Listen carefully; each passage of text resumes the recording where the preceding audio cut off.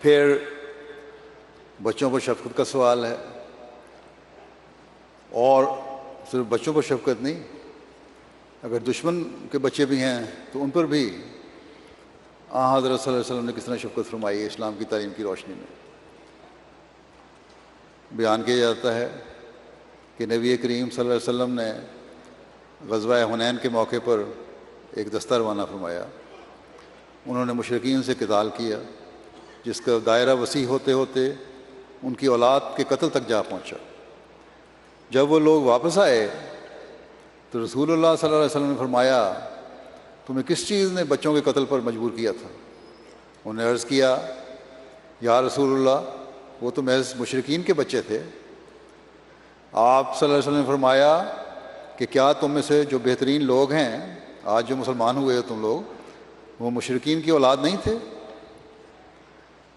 فرمایا کہ اس ذات کی قسم جس کے ہاتھ میں محمد صلی اللہ علیہ وسلم کی جان ہے، کہ جو جان بھی دنیا میں جنم لیتی ہے وہ فطرت پر پیدا ہوتی ہے، یہاں تک کہ اس کی زبان اپنا مافی و ضمیر ادا کرنا شروع کر دے۔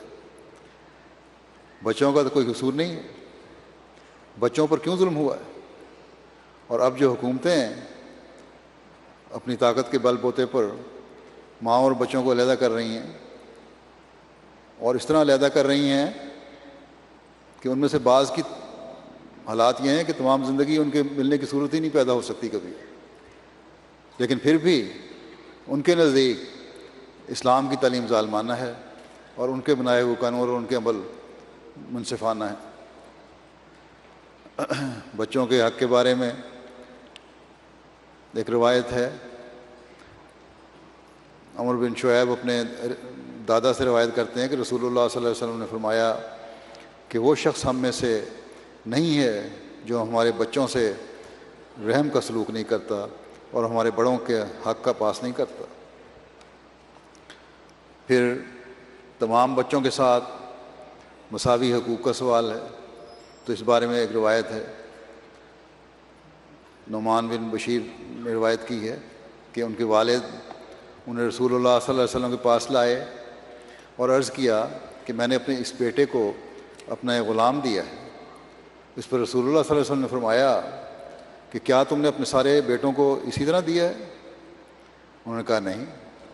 اس پر رسول اللہ صلی اللہ علیہ وسلم نے فرمایا پھر اسے واپس لے لو۔ بس یہ ہے وہ انصاف جو بچوں کے لیے بھی اسلام نے قائم کیا ہے۔ پھر بچیوں کی محبت کی تلقین آپ نے فرمائی۔ حضرت عقبہ بن عامر سے روایت ہے کہ رسول اللہ صلی اللہ علیہ وسلم نے فرمایا کہ بیٹیوں کو ناپسند نہ کرو، کیونکہ وہ تو غلف کی حد تک محبت کرنے والی ہوتی ہیں، یعنی بہت زیادہ محبت کرنے والی ہوتی ہیں بیٹیاں۔